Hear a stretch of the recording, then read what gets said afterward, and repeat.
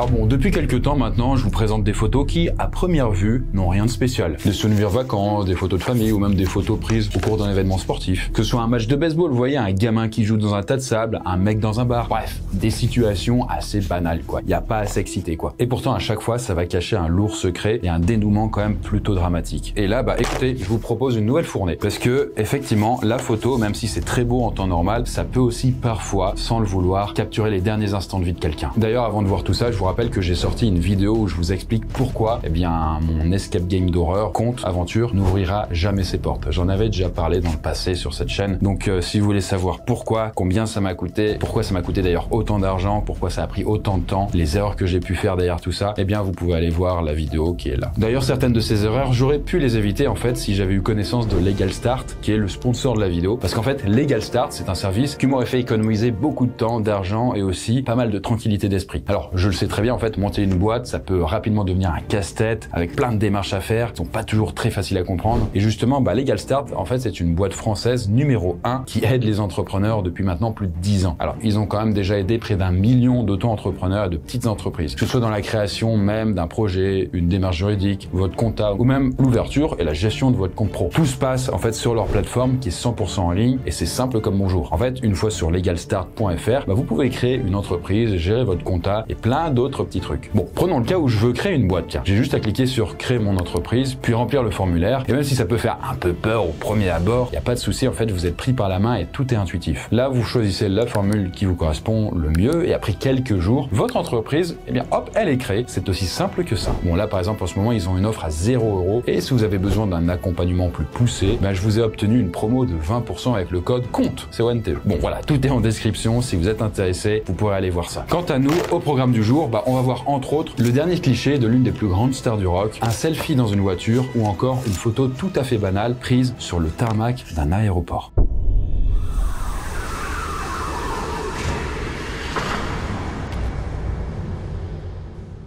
Alors pour cette première photo, voici le cliché d'un guitariste immortalisé avec son instrument au milieu d'un petit jardin assez sympathique en plus, voilà, bon. Et vous l'avez peut-être reconnu, c'est loin d'être un musicien du dimanche parce qu'il s'agit de Johnny Allen Hendrix, plus connu sous le nom de Jimi Hendrix, qui était du coup l'un des plus grands guitaristes de tous les temps. Alors on a déjà parlé d'Elvis, de Marilyn Monroe ou même de Robbie Williams, mais aujourd'hui c'est une autre personne connue du coup dont on parle. Et là pour la petite histoire, faut retourner au mois de septembre 1970, alors que Hendrix il a 27 ans. Et ce jour-là en fait sa copine organise un petit photoshoot et là le couple est à Londres, bien loin de l'Amérique natale d'Hendrix et ni lui ni Monica, donc sa copine, ne savent qu'à ce moment-là ils vivent leurs derniers instants ensemble. Parce qu'en effet, en fait, dans la nuit du 18 septembre 70, le destin va venir tout chambouler. Et quand je dis destin, c'est plus exactement en fait des médicaments et du vin. Mais là, attendez, c'est pas une overdose en fait qui va lui coûter la vie, mais plus un mélange qui l'a rendu malade. Et finalement, en fait, il meurt étouffé par son propre vomi. Bref, ça a été un drame pour tout le monde du rock'n'roll et même de la musique, car l'un de ses talents les plus prometteurs partait un peu trop tôt quand même. Bref, 40 ans après ce dernier cliché, et 40 ans après son décès aussi, des rumeurs d'assassinat ont refait surface. Parce que selon un certain James Tappy White, qui est un ancien proche d'Hendrix, ce serait apparemment son manager qui serait derrière tout ça, et qui lui aurait fait prendre plus ou moins de force un cocktail à base d'alcool et de médoc. Et cette info, selon Wright, viendrait directement du manager lui-même, qui se serait confié complètement bourré quelques mois après la mort d'Hendrix. Bon, en tout cas, ça a contribué quand même aux différentes théories qui avancent que Hendrix se serait fait tuer et qui circulaient déjà après sa mort. Parce qu'en effet, il se trouve que sa petite amie de l'époque, donc auteur de cette photo, a toujours été très évasive et peu précise sur ce qui se serait passé cette fameuse nuit. Elle était par exemple absente au moment où l'ambulance est arrivée. Mais aujourd'hui, impossible d'en savoir plus sur elle. L'ancienne petite amie du chanteur s'est donné la mort en 1996. Plus troublant encore, le récit de John Bannister, le chirurgien qui a tenté de sauver Jimi Hendrix à son arrivée à l'hôpital. Ce dernier a toujours trouvé étrange que le taux d'alcool dans son sang ne soit pas compatible avec la quantité de vin retrouvée dans son estomac lors de l'autopsie. Je pense que maintenant, près de 50 ans après son décès, on n'aura sans doute jamais de réponse finale, que ce soit un accident ou un homicide. En tout cas, personne ne le savait à l'époque, mais Hendrix avait inauguré le Club des 27 le jour de son décès. Parce que, en fait, en mourant, il a créé le Club des 27. Et en fait, c'est une appellation qui regroupe d'immenses stars du rock et qui ont encore un impact des décennies après leur décès et qui sont toutes mortes à 27 ans. Et dans cette liste, il y a Jimi Hendrix, mais on peut aussi avoir Janis Joplin, Jim Morrison, Kurt Cobain ou même plus récemment Amy Winehouse. Alors pour cette deuxième photo là, on remonte dans le temps, mais vraiment très très loin. Parce que déjà cette photo, elle est en noir et blanc. Et on est en 1912. Et faut que je vous explique un petit peu le contexte, parce que c'est pas hyper évident. Déjà, la personne que vous avez sous les yeux, il s'appelle Franz Reichelt. Bon, je l'ai peut-être mal prononcé. Bon, en tout cas, à l'époque, il en a marre de bosser sur des vêtements pour femmes. Et il décide donc de se lancer dans un prototype costume parachute en toile. Oui, costume parachute. En fait, l'idée, c'était d'imiter globalement les ailes d'une chauve-souris et de créer une tenue qui permettra, comme son nom l'indique, de chuter, mais sans trop de risques. Vous imaginez la suite. Bon, maintenant je vais vous dire où il se trouve, parce qu'en fait, comme vous l'avez vu derrière moi, en fait là il se trouve sur le premier étage de la Tour Eiffel et il est parti pour une démonstration. Et là il est face au vide en fait. Alors premier étage de la Tour Eiffel, c'est quand même 60 mètres de haut. Donc quand tu sautes et que tu imagines que tu vas planer et que tu vas atterrir en sécurité, faut être sûr de toi, parce que sinon tu vas pas te louper. Malgré plusieurs échecs avec la combinaison, dont une jambe cassée lors d'un saut d'une dizaine de mètres, il décide de se lancer. Il reçoit alors une autorisation d'essai par la préfecture de police, mais uniquement pour un mannequin. Une concession impensable pour celui qui veut marquer l'histoire avec son propre saut. La presse est massée au pied du monument lorsque l'inventeur se présente au premier étage à 57 mètres de haut. Il installe un tremplin de fortune avec une table et un tabouret et déploie son costume d'homme-oiseau. Il hésite longuement, puis s'élance. Bon, du coup, vous l'avez compris, ça va pas du tout se passer comme prévu. Il croit vraiment en son invention, et ça c'est beau, on peut pas lui retirer. Mais la beauté s'arrête ici. Parce qu'un peu à la manière d'un parapluie qui se retourne quand il y a trop de vent, vous savez, là c'est la même chose qui va se passer pour lui. Ça va se retourner, et donc ça ne servira à rien. Et après quelques secondes très longues de chute libre, eh bien Reichelt va violemment s'écraser sur le sol gelé, vu qu'on est le 4 février. Et là, évidemment, comme il croyait en dur comme fer à son invention, il n'y a pas de protection sur le sol, de je sais pas quoi pour amortir le coup. Non, le béton brut, terminé. Et du coup, ce cher France va mourir sur le coup. Et d'ailleurs, on raconte que le choc a été si violent que certaines personnes présentes sur place ont mesuré la profondeur du trou qui a été créé par son impact. Bon, j'imagine que cette collection n'a pas fait fureur. Bon, pour la prochaine photo, là, ça va être un selfie. Et en vrai, c'est pas un format qu'on a si souvent que ça, quoi. Et là, comme vous pouvez le voir, les deux jeunes femmes en question sont dans une voiture qui, précision taille, n'est pas à l'arrêt. En fait, les deux filles, ce sont Colette Moreno et Ashley Theobald. Et elles se rendent là à un événement très important qui est l'enterrement de vie de jeune fille de Colette. Et bon, Colette, en fait, faut vous le dire, elle a un début de vie d'adulte très mouvementé. Parce qu'elle a eu un enfant, Brayden, c'est son nom, voilà, alors qu'elle n'avait que 21 ans. Et il se trouve que son mariage à venir, avec un certain Jesse, ce sera pour elle une sorte de nouveau départ, après plusieurs années de vie commune. Bref, là, on est le 20 juin 2014, et alors que les deux amis sont sur la route, il y a un petit problème pour Colette. Parce que, en effet, devant elle, il y a un énorme camion qui ne roule pas très vite, mais surtout qui crache énormément de fumée via son pot d'échappement. Et pour Colette qui souffre d'asthme, ça commence à devenir un peu compliqué. Sauf que le souci, c'est qu'à cet endroit du Missouri, il y a une ligne jaune, pour nous c'est la ligne blanche qui fait qu'on peut pas dépasser. Enfin, c'est une double ligne jaune en l'occurrence. Sauf que là, Ashley elle commence à s'inquiéter pour Colette qui est en PLS, et donc elle décide d'enfreindre la loi, elle commence à mordre sur la ligne pour essayer de se déporter et voir si elle pourrait pas doubler ce camion. Mais bon, la visibilité est réduite parce que le camion est énorme, elles n'arrivent pas à voir devant elles, et sans compter toute la fumée, quoi. Mais bon, elle regarde quand même vite fait, elle se rend compte que, a priori, il n'y a pas d'autre voiture qui est en train d'arriver. Donc elle se décale pour de bon sur la gauche, mais ce qu'elle n'avait pas vu, c'est qu'elles étaient sur une sorte de colline. Ce qui fait qu'au dernier moment, il y a une grosse Dodge Ram qui arrive de l'autre côté, de cette bagnole-là. Là, les deux voitures essaient de s'éviter, mais elles font la même manœuvre. Donc, elle tourne à gauche, l'autre, elle tourne à droite. Donc, ça aboutit à la même chose, c'est-à-dire elles se rentrent dedans en collision frontale. Dans la foulée de l'accident, je parlais à Colette. Elle ne m'a pas répondu verbalement, mais elle m'a fait un signe de tête. Physiquement, elle n'était pas spécialement amochée, et pour moi, ce n'était donc pas si grave que ça. Une ambulance l'a finalement transportée à l'hôpital, où elle est décédée quelques heures plus tard des suites des blessures subies dans l'accident. Car oui, en fait, Ashley, donc la conductrice, elle a survécu, mais Colette, elle, est décédée. Bon, en tout cas, faut savoir que cette affaire a provoqué un véritable shitstorm sur les réseaux sociaux, parce qu'en fait, beaucoup de personnes disent en effet que ce selfie avait coûté la vie à Colette, même si en réalité, c'était pas le cas, car l'accident était survenu plusieurs minutes après. Et aussi et surtout, en fait, la famille de Colette ne sait pas comment ce selfie a été diffusé. On sait juste qu'il est apparu pour la première fois sur le site d'un média local de Kansas City. Sauf que l'auteur de l'article qui a intégré ce selfie n'a pas voulu dire d'où la photo venait. Du coup, est-ce qu'il s'est servi dans le téléphone portable? Est-ce que du coup, ça a été récupéré après le décès de la personne dans la morgue? Voilà, il peut y avoir plein de possibilités. Bon, pour cette nouvelle photo là, je vous présente un certain Saman Kunan. En fait, Saman, c'est un plongeur de la marine royale thaïlandaise qui a 37 ans et qui, au moment où cette photo a été prise, a énormément de pression sur ses épaules. Parce que là, on remonte en 2018 et on file du côté de la grotte de Tham Luang en Thaïlande. Et en fait, c'est dans cette grotte là en fait qu'une bande de gamins qui forment en fait l'équipe de football des Sangliers Sauvages vont faire une petite exploration avec leur entraîneur. À ce moment-là, en fait, on est à la fin de la saison sèche en Thaïlande et sur le papier, les risques sont plutôt modérés. Sauf que, bien évidemment, ça ne va pas du tout se passer comme prévu. Alors là, pour la petite équipe en fait de foot qui est partie dans la grotte, on ne sait pas ce qui s'est passé pour eux, mais plusieurs heures se sont déjà écoulées. Et au bout d'un moment, leurs parents commencent à s'inquiéter de ne pas avoir de nouvelles. Du coup, les parents arrivent devant la grotte et là, ils remarquent qu'il y a effectivement des vélos et puis des chaussures qui laissent à penser qu'en fait, leurs enfants sont encore dans la grotte, apparemment. Sauf que le problème, c'est que entre-temps, il a plu, vraiment beaucoup plu.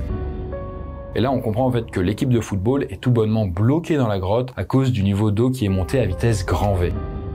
Pour là, une équipe de secours s'organise alors très rapidement avec entre autres notre cher Saman Kunan qui est immortalisé là sur cette photo. Mais sauf que vu qu'il était impossible de pomper l'eau, il faut trouver l'endroit où le groupe est. Et là, une fois repéré, une décision dangereuse a été prise et qui est de les faire revenir grâce à la plongée. Sauf que personne ne maîtrise la plongée. Bref, avant de penser à l'extraction complète, il faut ravitailler le petit groupe en oxygène, mais également en denrées, tout en déposant des bouteilles d'oxygène tout au long du parcours pour le retour. Et ça sera la mission de Saman Kunan. Mais malheureusement, le 5 juillet précisément, l'ancien membre des commandos de marine thaïlandaise va perdre connaissance après avoir épuisé sa réserve d'oxygène et il décède dans la foulée.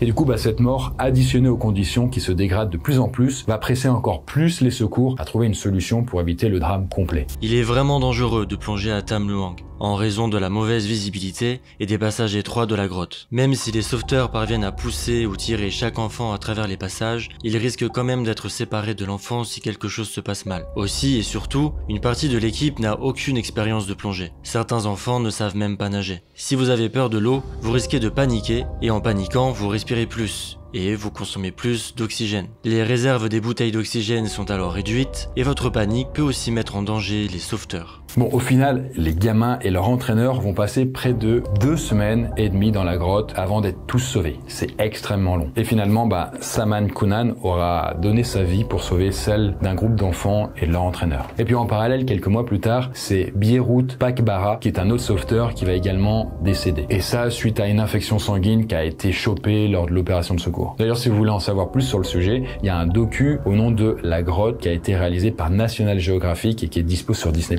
C'est cadeau.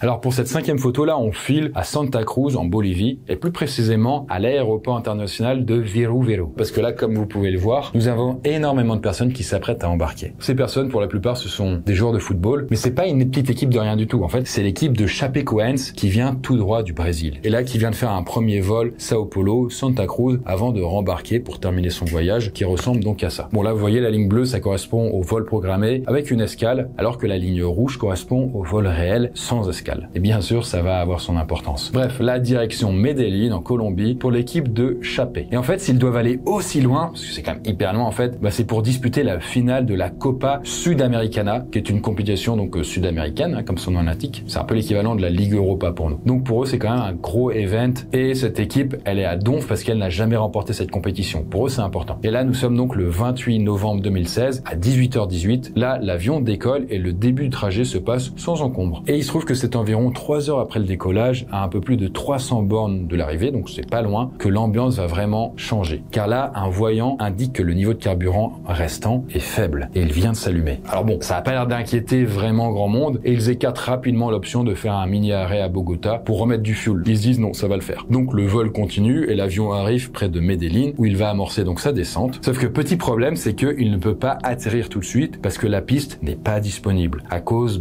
d'autres avions qui sont déjà sur place. Et donc il va devoir faire, comme c'est de coutume, des tours en l'air pour temporiser et attendre. Il tourne en rond en attendant quoi. Sauf que au bout d'un moment, ça commence à devenir vraiment critique au niveau du carburant et le pilote informe l'aéroport qu'il va falloir trouver une solution rapido bilou quoi. Et là, à 21h53, 2 des moteurs de l'avion s'éteignent à cause d'une panne sèche et quelques minutes plus tard, les 2 autres moteurs de l'appareil vont connaître le même destin. Et là, ça sent mauvais. Dans la foulée, la tour de contrôle perd la trace de l'avion et quelques minutes plus tard, à 21h59, l'avion, en perte d'altitude, il percute un relief qui ressemble à une montagne.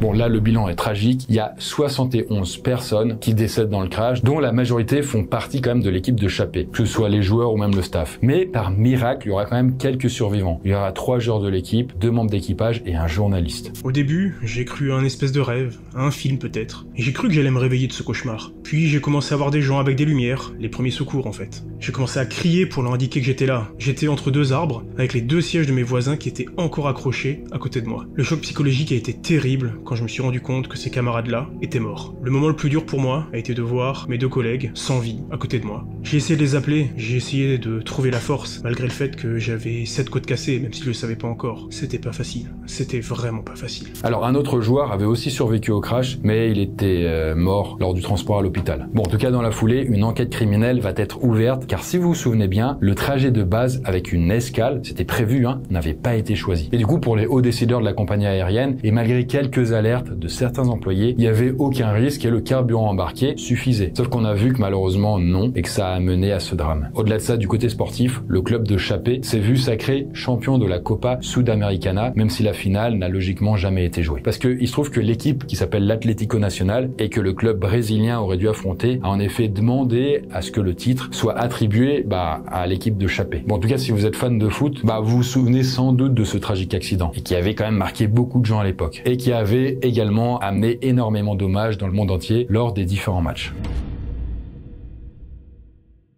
Alors pour cette dernière photo, là on file dans le Connecticut aux États-Unis et on est au mois de décembre 2012. Et bon, en tout cas sur cette photo, on peut voir qu'il y a un jeune garçon qui s'appelle Daniel Barden et qui est en train de décorer son sapin de Noël. Cependant, on est encore à quelques jours des vacances scolaires et comme tout enfant de 7 ans, Daniel va évidemment à l'école. Et plus précisément, il va à l'école primaire de Sandy Hook qui se trouve à Newtown. Et là, on est alors le 14 décembre 2012 et Daniel va croiser la route d'un certain Adam Lanza. Et plus précisément, c'est Lanza qui va faire irruption dans la vie de Daniel. Sachant que Lanza, pour info, c'est un ado de 20 ans qui est renfermé, qui ne sort pas beaucoup de chez lui et qui passe son temps à jouer aux jeux vidéo. Par exemple, Left 4 Dead, GTA ou même Doom. Alors il se trouve que ce Lanza, il a été suivi psychologiquement pendant quelques années, mais comme il y avait apparemment pas grand chose à signaler, personne ne le jugeait capable de violence, je précise. Cependant, personne n'avait idée qu'il avait une certaine fascination pour les tueries de masse. Et il se trouve que ce 14 décembre, il décide de s'équiper de plusieurs armes qui se trouvent à son domicile et après avoir assassiné sa mère, il se dirige vers l'école primaire de Daniel. Et il se trouve que Daniel va périr sous les balles de Lanza aux côtés de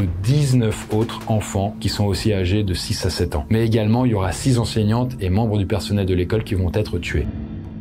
Après ce massacre sanglant, en fait, Lanza va se mettre une balle histoire d'échapper à toutes sortes de procès. Bref, ce que je vous raconte là, c'est l'une des fusillades les plus graves et les plus tragiques de l'histoire des États-Unis. Et surtout quand on prend en compte l'âge de la majorité des enfants, qui n'avaient évidemment rien demandé à personne, et qui attendaient d'autant plus en fait Noël qui arrivait dans quelques jours pour être inondés de cadeaux. Alors si vous êtes habitué à la chaîne, vous savez, je vous avais déjà parlé de ce tragique accident il y a quelques mois, à l'occasion de l'iceberg sur les pires théories du complot. D'ailleurs, pour l'anecdote, c'est la vidéo la plus vue de la chaîne, donc merci à vous. Mais en tout cas, si j'en avais parlé à l'époque, c'est parce qu'assez rapidement, la version officielle qui a annoncé qu'Adam Lanza était le tueur n'a visiblement pas plu à tout le monde. D'où le côté un peu complot. Et a commencé déjà par Alex Jones, qui était pas convaincu par ça. En l'occurrence, c'est un animateur américain et qui est aussi connu pour être l'un des plus gros complotistes du pays. Mon intuition me dit qu'avec le timing et tout ce qui s'est passé, il s'agit d'une mise en scène. Plusieurs mois avant cet événement, j'avais prévenu qu'il fallait se préparer à des fusillades de masse, et comme par magie, ça arrive. On doit envoyer des enquêteurs privés à Sandy Hook tout de suite. Parce que je vous le dis, ça pue au plus haut point. Y a qu'à regarder du côté des interviews données par les parents. Hors caméra, ils rigolent entre eux, et dès qu'ils passent devant les objectifs, leur visage change complètement et ils se mettent à pleurer. Je parle pas d'un cas isolé, mais de plusieurs d'entre eux. J'ai regardé les images et ça ressemble vraiment à un exercice. Mais il y a d'autres complotistes qui ont carrément écrit des bouquins sur le sujet. Ce qui n'a fait d'ailleurs que prolonger le cauchemar des parents, qui n'ont pas pu faire leur deuil évidemment du coup tranquillement. Bon, heureusement, cet animateur Alex Jones et les auteurs des bouquins seront condamnés par la justice. Sauf que encore aujourd'hui, il y a beaucoup d'Américains qui continuent à penser que ce massacre-là n'était en réalité qu'un coup monté. Eh bien écoutez, voilà pour nos photos du jour. J'espère que le format vous plaît toujours autant. Et si de votre côté, ça vous est déjà arrivé de prendre des photos un peu bizarres, évidemment vous pouvez les partager, nous raconter ça en commentaire. J'en profite aussi pour remercier une nouvelle fois Legal Star qui a sponsor la vidéo. D'ailleurs, je rappelle qu'en cliquant sur le lien en description et en utilisant le code COMPTE, vous avez 20% de réduction sur tout le site. Après, vous pouvez aussi utiliser le QR code qui s'affiche là, ça vous permet d'y aller directement. Et quant à nous, on se dit à la prochaine vidéo. Bonne nuit.